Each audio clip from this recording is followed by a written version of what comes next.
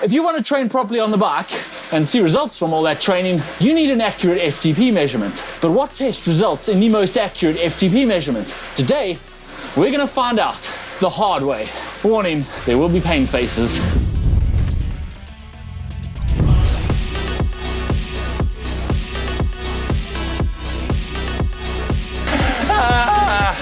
We're halfway through an hour of power, an hour of pain. Can we hold our FTP for an hour? It's not looking good. Why are we doing this to ourselves? Let's explain.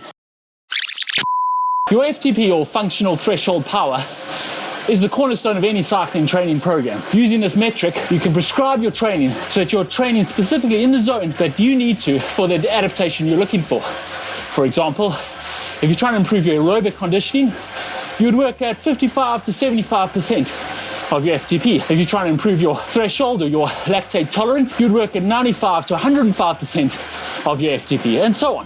It follows then that for your training to be effective and specific, your FTP needs to be accurate, because you're literally basing all your training off that number. Now, by definition, your FTP, or functional threshold power, is the maximum power that you can sustain for 60 minutes. Actually, I'm going to stop you there, Mark. That is the understood definition of FTP, and that is the practical application of FTP. But actually, the definition of functional threshold power is the maximum power you can sustain the effort level without going into the red and building up lactic acid and burning out. For some people, that will be an hour, but for many other people, it may be as short as 30 minutes if you're less fit. It could be as much as 70 minutes if you're really fit. Well, thank you, James. That doesn't bode well for us, though, with our test. The thing is, everyone does an FTP test to find out how hard they can ride for an hour, without actually riding hard for an hour. And then they use this calculation to base all their zones off that they use for every single session. Now, doing a 1 hour max session every 4 to 6 weeks is no one's idea of fun. Or maybe it is, but even so, it wouldn't be very productive in a training program because of the recovery it takes afterwards. And so, FTP tests have been developed. They use a shorter effort to estimate what your FTP is for training purposes. Mark, Phil, and myself have each completed different FTP tests in the last week. Mark did the 20-minute FTP test, I did the ramp test, and Phil did the 8-minute test. We all suffered through the tests, some more than others, and we've all updated our FTPs accordingly. Well, we've reconvened, we set our trainers up in erg mode. Now, we're attempting to hold our FTP for a whole hour. We should be able to do that, right? I did the ramp test. The ramp test is possibly the easiest of the 3 tests. As the name suggests, it involves ramping up your power in stages. After a warm-up, you start at an easy 100 watts, and every minute you increase the power by 20 watts, until failure. You then take 75% of your final successfully completed minute, and you have your FTP. I held 419 watts for my final minute, giving me an FTP of 314 watts. The advantage of this test is it doesn't get hard until the end, and the hard bit is fairly short, so less recovery is needed in the following days. You also don't need good effort judgment or pacing. Erg mode does it all for you, but it can overestimate your FTP, especially for those with good anaerobic capacity, because they can push the short, hard effort. This test also has a large margin for error. Your actual FTP could be anywhere from 70 to 80% of your final minute power. It does also require a smart trainer with erg mode to be done effectively. I did the 8-minute test. Actually, it should be called the double 8-minute test because the name's a bit misleading. It isn't 8 minutes long. It consists of 2 8-minute efforts with a 10-minute recovery in between. You then take 90% of the average power of the 2 8-minute efforts, or 90% of the higher one, depending on who you ask. But that should be pretty even if you've done a half-decent job of the pacing, which I think I did. It is much easier to pace than a 20-minute effort, and you could easily do this outdoors. You just need to find an 8-minute long climb, and you don't need a smart trainer. However, the effort is much shorter, and it will probably overestimate your FTP. It is also less effective for highly trained athletes, as they can hold a VO2 max for much closer to 5 to 8 minutes, pushing up the 8-minute average. Whilst I did the most common FTP tests, 20-minute all-out effort, and your FTP is 95% of whatever your average power is. It's the least complicated of the tests and possibly the most accurate, which is what we're here to find out. This test and the ramp test are both available on Zwift, but also all training platforms have these tests than others. The 20-minute test is the most accurate, apparently, which we're going to hopefully find out. It doesn't need a smart trainer and can be done indoors or outdoors, if you can find a safe place to ride 20 minutes uninterrupted. But it relies heavily on ability to pace the effort over 20 minutes. And crucially, it requires a big effort and therefore substantial recovery time. So now you know why we're here and suffering. Can we each hold our FTP for 60 minutes? I have to hold 314 watts for an hour. Mark is trying to hold 305 watts, and Phil is trying to hold 221 watts. At this point, it could go either way.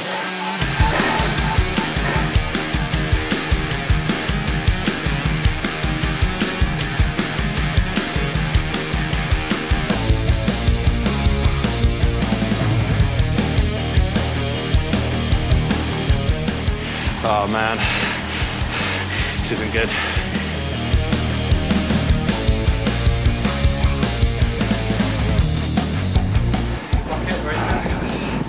Oh, it's fantastic. Oh, Mark. Looks like Mark's had to call it. It's one down, Phil. One to go, may the best man win. Oh no, wait, it's not a race. It's our own challenge. I'm really disappointed with that. Like, nowhere near where I expected to get. I can't really see much other than just mentally trying to stick on it. Feels like more of a mental battle at the moment for me. The thought just crossed my mind that I might be sick.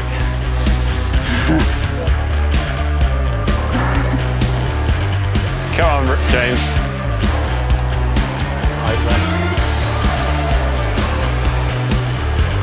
It's like I'm in a time warp now. I look away from the screen. I look back and only 5 seconds ago.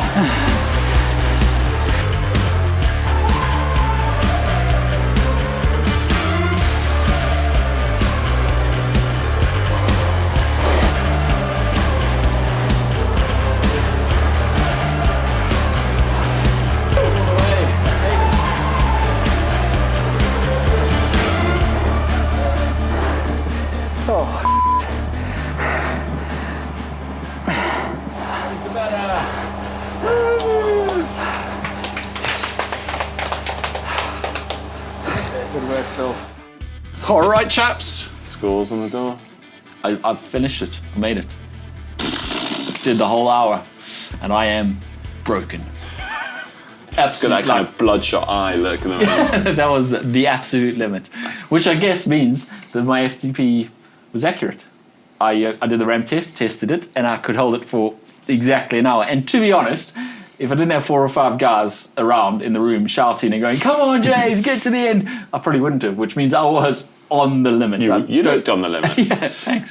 Phil, also completed. Yeah, thank you, mate. Yeah, I was happy with that. I think having you guys here definitely gives me that extra 10% than me doing it on my own. I think having the eyes on you. But yeah, I'm pretty shaky right now. Sorry, the 8-minute test also worked then. I think that sums up the video. I think that's it, isn't it? Yeah, it's a great video. How does the 20-minute test work? I think actually, I mean, I'm disappointed, if I'm honest, in my performance. I think what it shows us is I'm really unfit. Yeah, I think you have to be fair here. We would probably still recommend the 20-minute test, despite what we concluded here, or Mark showed with his 20-minute test. Mark is able, we've seen this in many videos, to really push on through in short efforts. But obviously that doesn't translate to a full hour of effort, of actual fitness. His bike fitness is somewhat lacking at the moment. Yeah, honestly, this is probably the least fit I've been in my entire time here at GTN. And yeah, I could smash through for 20 minutes. And I've seen it time and time again with athletes in short efforts. They can bosh out a big power. But then on an endurance effort, I just haven't got the fitness for that right now. And it showed after about 30 minutes, like, oh my God, where are my legs gone? I can't do this anymore. So I literally lasted not even quite 35 minutes. Yeah. So yeah, there we go. You better go train. Mark will expect better in a month's time when we come back and do it again. But from experience, the 20-minute effort, because of that endurance element to it, does seem to be the better. Yeah, we would suggest, if you want to test your FTP, do the 20-minute test. However, if you're a beginner and you have no idea what you might hold for 20 minutes, start with the ramp test, because it's a little bit less subjective, a little bit less having to judge, and you get a pretty good idea. Yeah, a little less overwhelming. You get a pretty good idea of where your FTP is, as I've showed, because mine was pretty accurate. Start there. Don't, whatever you do an hour of power to try and assess your FTP every 4 to 6 weeks. Because while I did get through it, and I have validated my FTP here today, I'm probably not going to be able to ride my bike for the next week, and that's not good training. That's not a good thing to do in your program regularly. So rather do the 20-minute test, validate it every 4 to 6 weeks with that 20-minute test, and pretty much never do an hour-long FTP test, unless that's built into your program and that's what you want to do, which, why would anyone want to do that? It's a fun experiment, no, wasn't it, guys? I loved it. It's fun. Fun. Top 2 fun. Top 2 fun. Let's not do it again. Thanks, guys, for tuning in. If you enjoyed today's video, give it a thumbs up, give it a like. See you next time. Oh, I'm going to lie down.